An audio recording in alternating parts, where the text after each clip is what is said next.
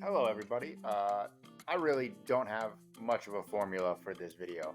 Honestly, this whole video is just going to be me explaining why the team for Suicide Squad Kill the Justice League, which is made up of Harley Quinn, Captain Boomerang, Deadshot, and Killer Shark, why they are the perfect team to take on the Justice League in Rocksteady's latest game. So, with that, let's just jump right into it.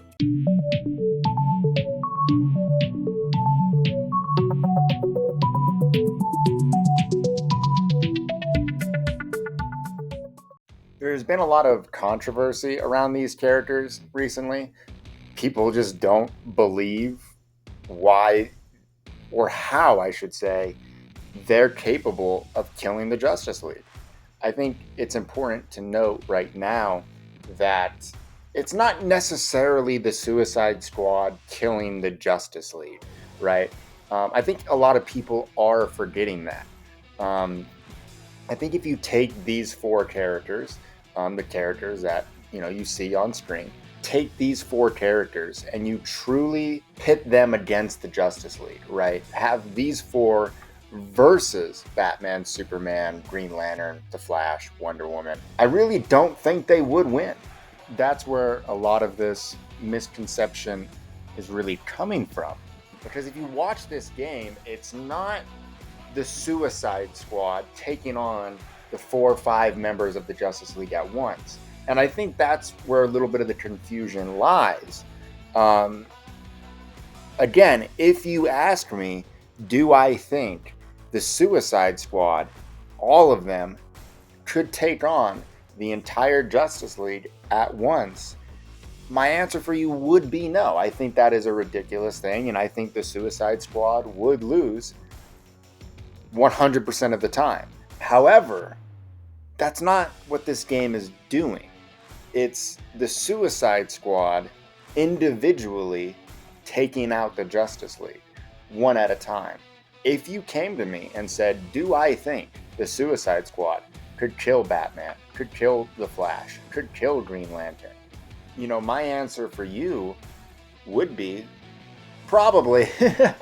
I probably think they could, And again, I think this specific iteration of the characters, I think they stand a pretty good chance against against the Justice League. I think, Deadshot, Captain Boomerang, Harley Quinn, and King Shark taking on the Flash. In my mind, I'm like, all right, that's a pretty fair fight, you know. But let's get why into why I think that. Starting off with, I think the most controversial one of these four has been Harley Quinn. I think Harley, she's really come under fire because, spoiler alert, the game doesn't come out for like 8 more days, but there has been some leaked information from the game. If you haven't heard it by now, good for you. I don't know why you're watching this video if you know nothing about this game, because this isn't the video for you. But spoiler warning ahead. I think Harley Quinn, in this game, there's been leaked information, allegedly, of the game has a moment where Harley, after the Batman boss fight or whatever, she kills the Batman, right? She just shoots him in the face. And this has caused a lot of controversy. Man, those C words are just killing me today. A lot of controversy on the internet about, Harley Quinn being able to kill the Batman. People saying, well, how can she do it? How can it be Harley? It doesn't make any sense. Harley can't kill the Batman. And I think in simplest terms, the best I can say about that is, and not to be mean at all, but the best thing I can say is, shut up. And here's my reasoning for that, right? If you look at the character of Harley Quinn, right? Harley Quinn, since the dawn of her conception, since the animated series, has been a character who who can take on Batman, right? Um, my first example of this is in the animated series. It was the animated series, or it was the New Adventures of Batman. In the animated series, there is an episode dedicated to Harley Quinn, as there were many. And in the episode, Harley has just had enough of Joker's shit, right? She's tired of him overcomplicating killing Batman. She just thinks he's overcomplicating it, right? She's like, just shoot him in the face and get it out of the way, right? And the whole thing of the episode is the Joker is like, no, you can't just shoot Batman. Like, it's Batman, you know? You have to have a grand spectacle. You have to make it amazing. It has to be this grand, amazing fucking thing. And ironically, that's kind of what's going on with Suicide Squad right now, is, you know, fans think Batman's death has to be amazing, right? And, you know, for the rest of the episode, it's Harley trying to prove a point. So what does she go and do? She goes and she captures Batman. Harley Quinn by herself captures him. Completely by herself. She captures him, she ties him up, and she just like completely disarms him, completely makes Batman her bitch. And Batman's like 100% fucked. He has no way out of this. He's boned. There's no way to get out. And Harley basically tells him, she's like, I'm going to kill you now. And she doesn't make it elaborate. She doesn't give him any room to get out. She doesn't give him any chance. She's like, I'm going to kill you now. And Batman tricks her. He tricks her into calling the Joker. And the Joker shows up. And the Joker is pissed. And what does the Joker do in that episode, right? He's mad at Harley for, one, not only trying to kill Batman, right? But he's also mad that she wasn't doing it in a grand, spectacular way. So Joker frees him. Joker frees Batman, and Batman basically, after being freed, gets out and beats the fuck out of them, as he does. And he beats the shit out of Joker and Harley, but he talks to the Joker in this scene, like in this sequence, right? And he just basically humbles the Joker. And he tells him, he says, this is the exact line he tells the Joker, right? He says, you know, you don't give her enough credit. And ironically, I think that's what's going on here with Suicide Squad. But yeah, and he says, you don't give her enough credit. You know, she's smarter than she looks. And there's a key line that Batman says in this, right? And that line is, she came a lot closer than you ever did. That's what Batman tells the Joker. He tells him, Harley came closer at killing me than you ever have. And it pisses the Joker off, right? The Joker gets fucking angry. And Batman tells the Joker, this is the exact line in the episode. In Harley's original series, this is what is said about her. Batman says, I had no way out. I had nothing. No tricks up my sleeve. I had nothing at my disposal. I couldn't escape. There was literally nothing I could do. That's what Batman tells him. And he says, the best thing I had, the only way that I could survive, was to trick her into calling you. That your own arrogance, when it comes to killing me, would never allow you to let somebody else kill me in such a way. And really, the only way I had out of this situation was the fact that you're a moron. And Harley wasn't. That's what he tells the Joker. So, you know, Harley, since day one of being a character, has proven she's more than a match for Batman, right? She's more than capable on taking him on. And, you know, if you want to hop in and say, well, you know, the Arkhamverse, Harley is kind of an idiot. Well, sometimes, right? You know, the thing with Harley Quinn, and this is in the Arkhamverse, is there's basically two stages of Harley Quinn. The first stage of Harley is she's Joker's girlfriend, right? That's the first stage of her character. The second stage is Harley's a hero, anti-hero, right? And as we covered, when she's Joker's girlfriend, she can't necessarily kill Batman, right? Joker won't let her. She's under his thumb, and it makes sense. She's proven capable of why don't we, and she says it several times in the Arkham series too. She's like, why don't we just shoot him? And Joker's like, no, we can't do that. That's crazy. And it happens the entire run of the Arkhamverse. Go back and play any of the games, and Joker's like, can we kill him? And Joker's like, no. In the second stage of her character that we kind of see more or less now is her being a hero. And it's like, well, why doesn't she kill him then? Well, the simple answer is she has no reason to. She's a hero now. She's good. She's on positive terms with Batman. And this is also evident in the animated series because there are episodes where it's just Harley or it's Harley and Ivy or whatever. And it's like them running into Batman. And usually those episodes aren't necessarily them trying to kill Batman. It's them trying to do something and Batman is kind of foiling them a bit, And that's kind of the thing with Harley is capable of killing Batman, but she's never put in a situation where she has to, right? Which is why she hasn't. And again, kind of jumping back to, to the Arkham Harley, Arkham Harley has been capable of killing Batman on several occasions, The first occasion is in the Arkham City DLC. I don't remember what that one was called. It was, I don't know, Crazy Bitch? Is that what it was called? But the Arkham City DLC, right? You have the Arkham City DLC where it's post Arkham City. It's like a year or something after Arkham City. And it's Harley trying to get revenge for Joker's death. What happens in that DLC? Harley captures Batman, right? She tricks Batman into coming back to City.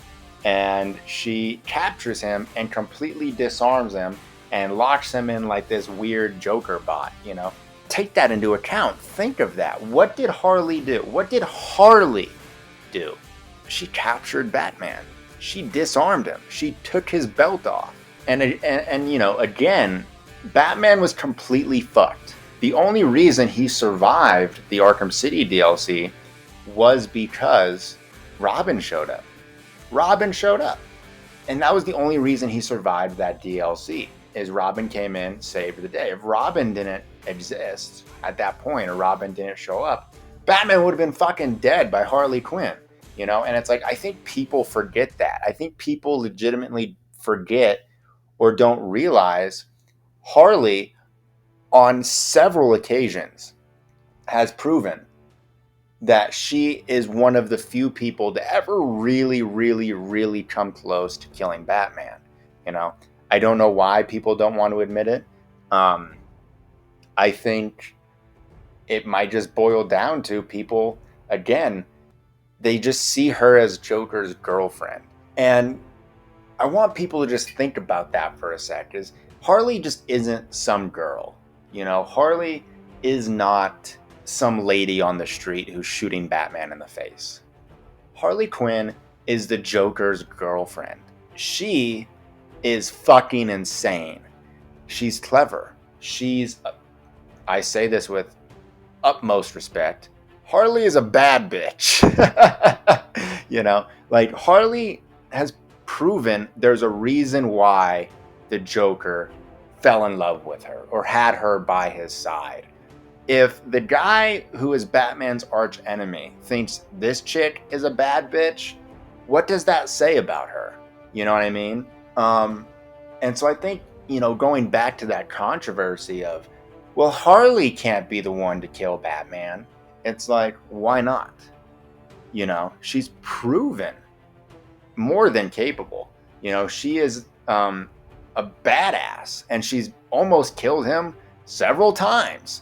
And I don't know what it boils down to be honest. I think it might be the fact that she's a girl. It might be the fact that it's Harley, and again, she's kind of portrayed as a bit of a dumbass sometimes, But I don't think it's dumbassery is what's behind Harley. I think people confuse her dumbness when it's actually just she's insane. But that's really all I have to really say about Harley. Again, she's a bad bitch. She's more than capable at taking on Batman. Not only most iterations of her, but the Arkham version of her has proven more than capable, you know, um, on several occasions. You know, I just gave one. But we're gonna move on. We're gonna jump on to the next character, and I think the next character it's gonna be Deadshot. You know, I think there's also some weirdness about Deadshot that I want to jump into, and that I kind of do want to validate a bit. I think Deadshot in this game, I want to play devil's advocate for him because Deadshot. You know, one thing that I keep seeing pop up about these characters is I've seen this so many times and it makes no sense to me. But people saying they're D-list supervillains. And I'm like, damn, if you think these guys are D-list, you're fucking insane.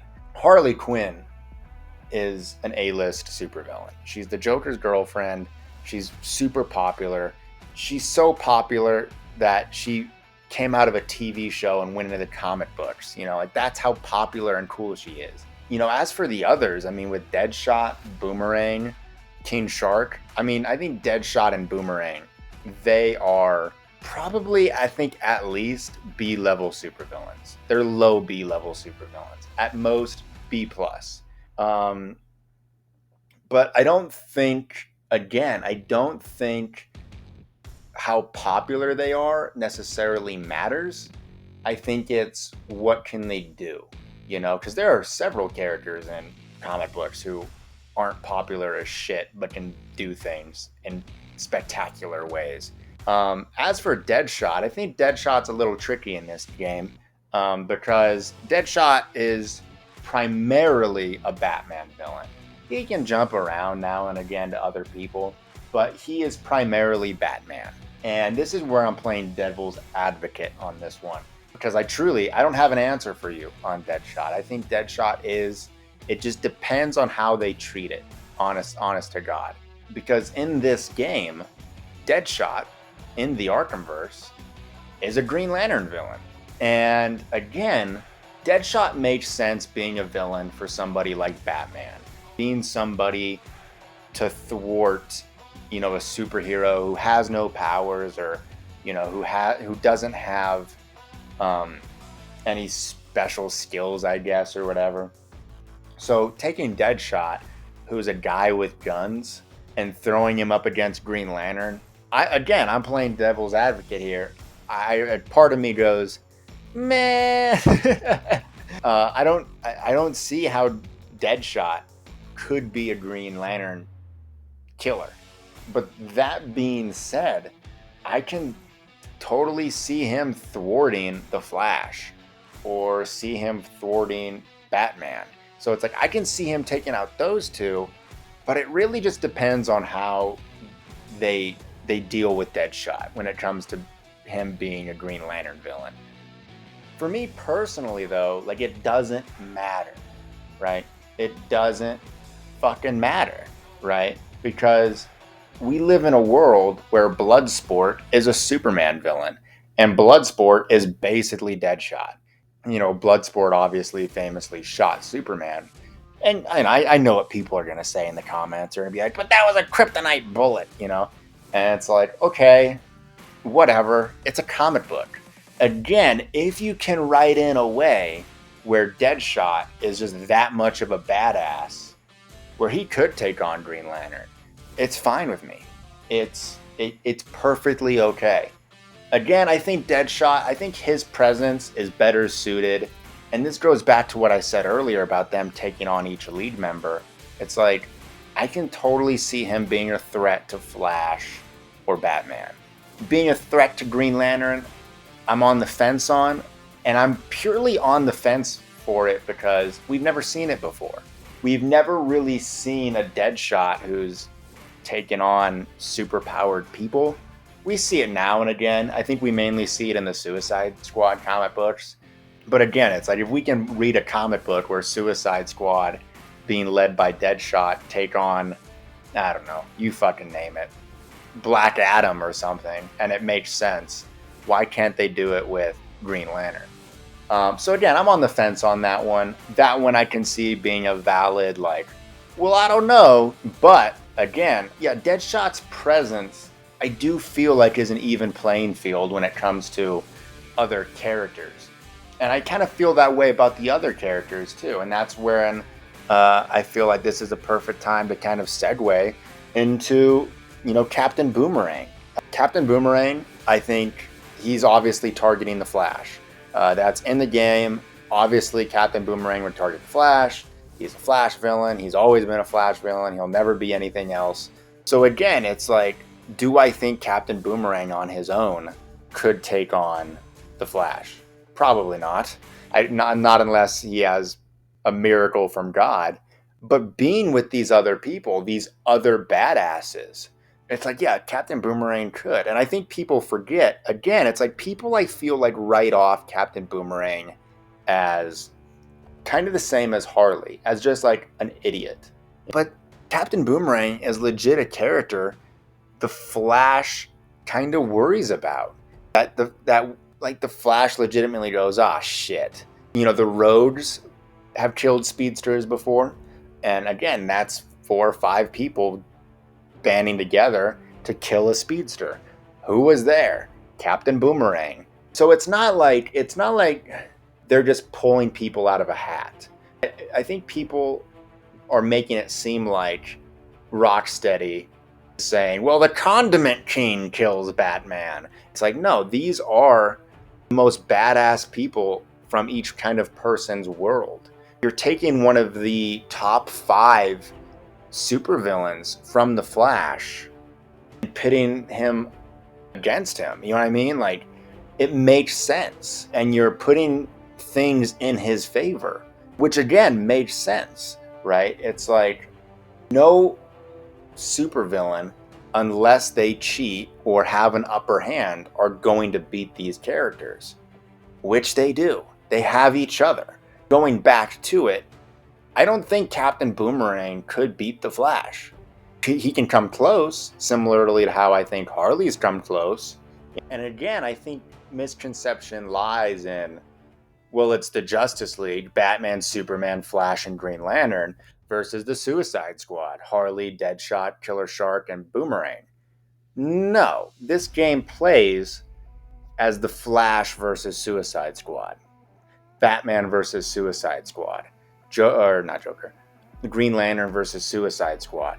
So yeah, I 100% think Boomerang, who gives the Flash literally a run for his money at times, who is somebody that is in the top 5 for being the Flash's rogues, being somebody who the Flash is kind of not intimidated by, but kind of goes, again, oh shit, when he shows up, is more than enough to take on this character, when the situation is in his favor.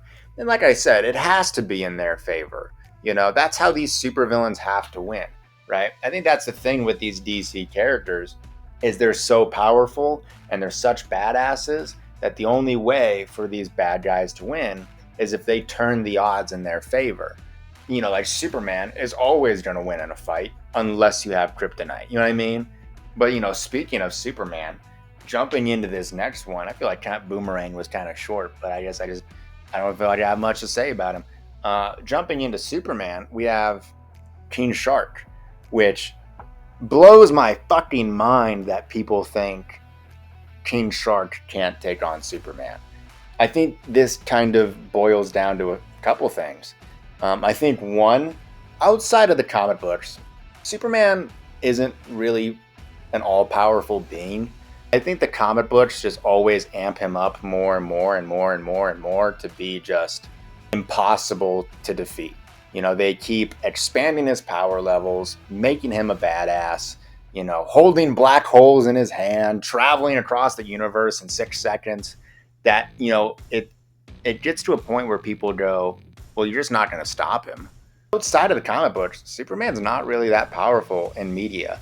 If you look at the animated series, he gets his ass kicked every episode. Go and watch Justice League Unlimited.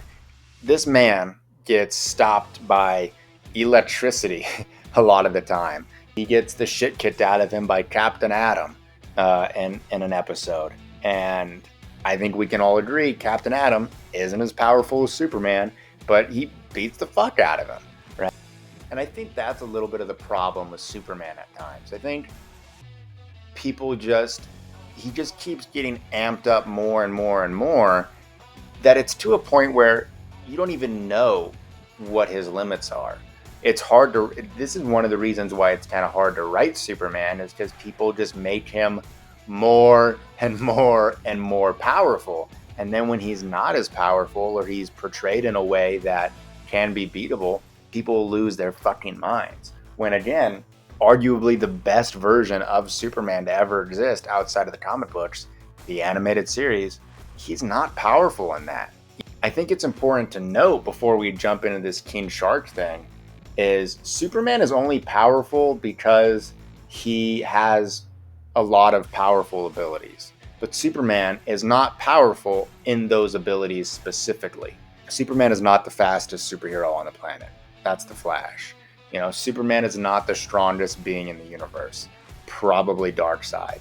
You know, he's not the smartest person in the universe. That's probably Mr. Terrific or Lex Luthor. He's only powerful because he has so many abilities. But Superman, in his abilities, is not all powerful.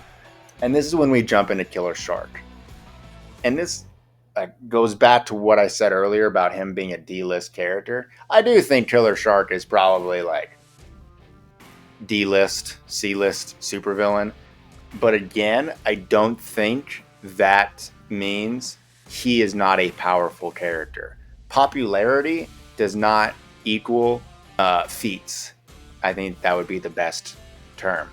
And similarly to Harley Quinn, I think people ignore or forget what this man is capable of. King Shark is famously a villain for two characters. He jumps around being a Flash villain, and he jumps around being an Aquaman villain.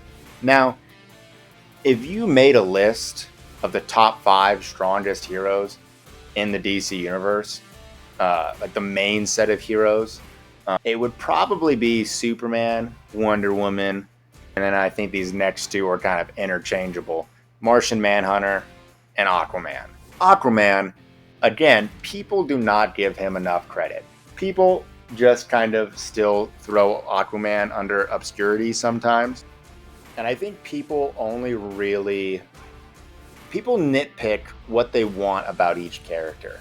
You know, people nitpick what a character can and cannot do. And Aquaman, whether you like it or not, he has proven to be a match for Superman.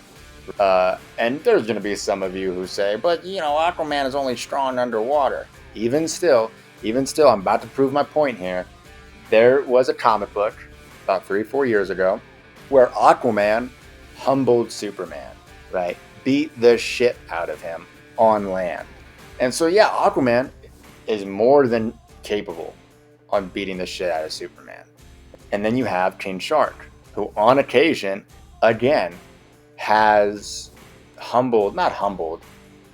given Aquaman a run for his money, right? Who is capable of beating the ever-loving fuck out of Aquaman.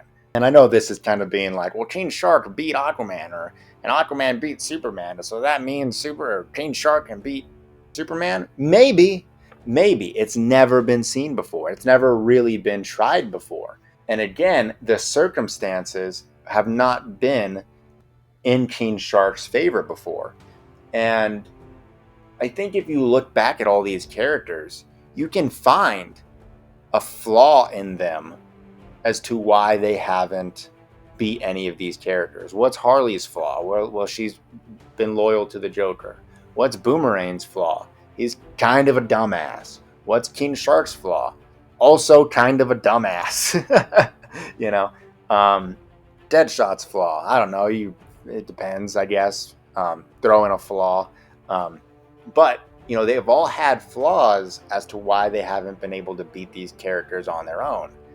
However, that doesn't make them any less dangerous. You know, that doesn't make them incapable in the right circumstance. Again, if you throw these fuckers all together and pit them, you know, 4v1, as we've seen, 100% they could take these fuckers out, you know? I think with that, I think the final thing that I would like to turn my attention to is the topic of just Arkham Batman in general. I've talked a lot about these other heroes, and it's unfair to judge Arkham Superman and Arkham Green Lantern and Arkham Flash on the very little we know of these iterations. The only character that we can really judge on whether or not he can be killed is Arkham Batman. And I've seen a lot of stuff be thrown out based on whether or not he could be killed by the Suicide Squad. People have a common misconception that Arkham Batman is like a powerhouse, that he is unstoppable, that he is just a walking army. I do think that he is, a badass, right? I think he's one of the most powerful Batmen we have ever seen. But he's not unstoppable. And I think if you really pay attention to every video game, every single Arkham game that he has ever been in, he gets his ass handed to him in every single game. And the threats he's facing aren't as big as you think. I've seen a lot of people say, well, he faced all his villains in one night, 4 times, 3 times, whatever. And it's like, not really, not kinda, sorta. He's fought his villains in one night individually. He went across the city and fought Two-Face.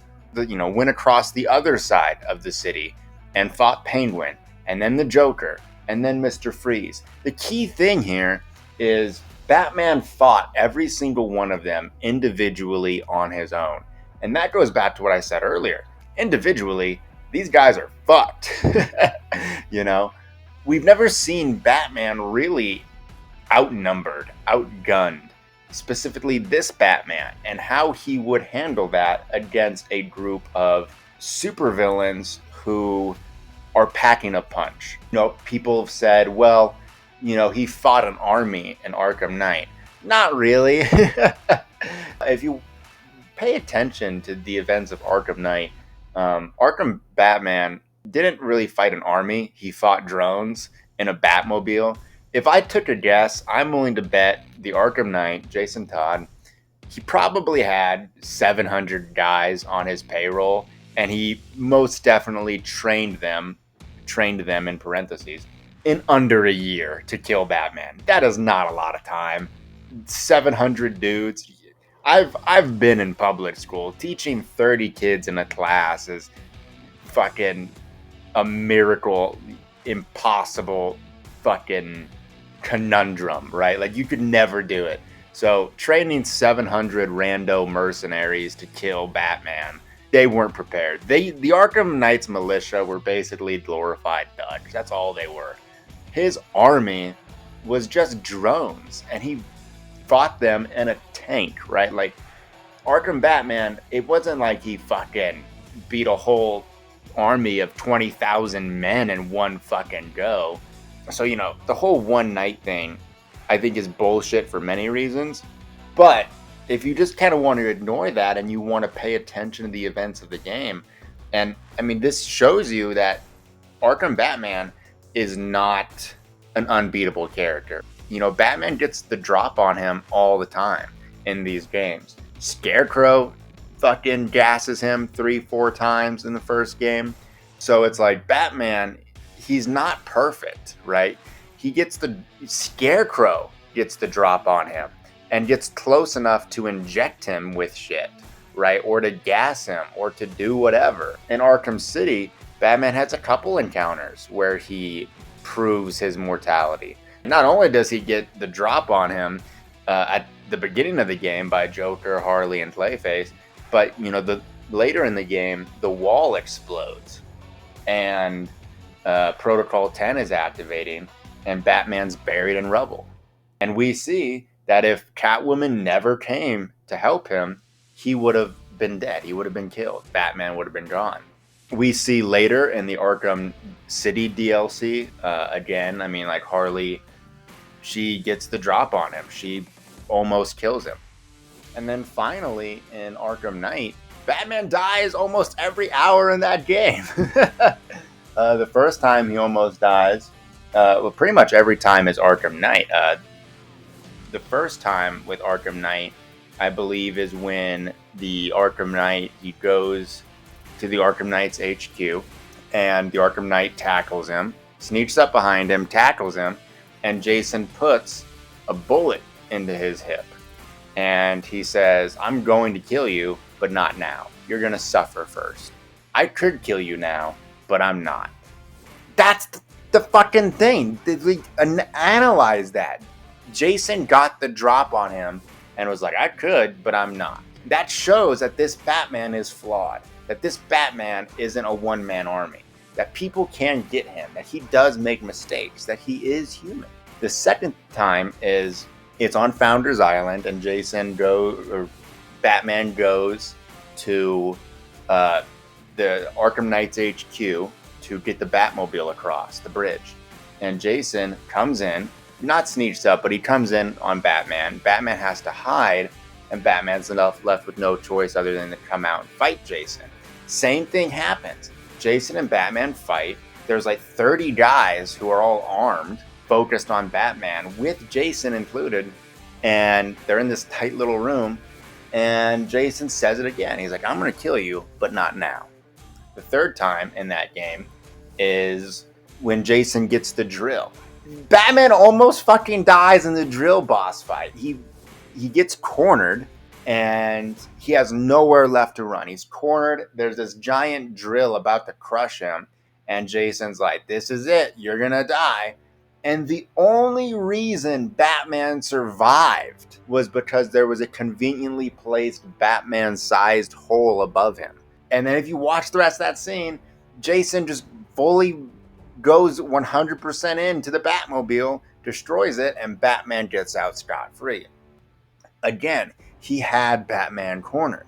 He was about to kill him. He was so close if it wasn't for a conveniently placed fucking hole. For plot purposes. People want to say plot armor. That's fucking plot armor right there. The final time he almost dies in that game is at the end of the game when when Scarecrow puts a gun to his head and Scarecrow's like, I'm going to shoot you. And plot armor, convenient plot purposes, Jason shows up and shoots the gun because reasons. If Jason didn't show up, Batman was about to be shot in the fucking head. Like, Arkham Batman is not a tank. He's not unstoppable. I do think he's a powerful Batman. I do think he is a badass Batman. But his morality has been shown throughout the entire series. You just haven't been paying attention. But, with all that being said, I 100% am looking forward to this game. I think, again, Rocksteady picked a perfect lineup, and I think everything they've put into this game in terms of lore and reasoning, it makes perfect sense. I can 100% see the way this game is set up, how the Suicide Squad could kill the Justice League, specifically kill the Arkham Justice League. And we're only a couple days away. I just wanted to make this video because I've seen a lot of people on the internet cry about it. It's kind of gotten on my nerves. Tired of people not paying attention to the Arkhamverse and just holding kind of the Arkhamverse to an insanely high standard that it was never supposed to be set at. And I just wanted to make this video and kind of put some things straight. Look forward to seeing you all on February 2nd.